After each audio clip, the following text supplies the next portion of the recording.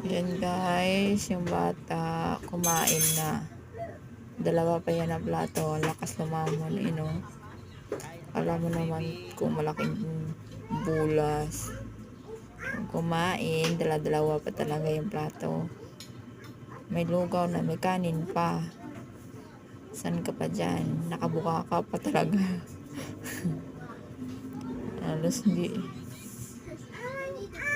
Nakaya yan. O, diba? Ang laki pa na nga.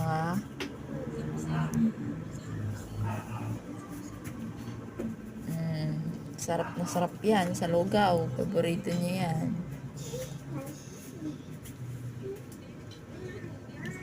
O, diba? Sarap.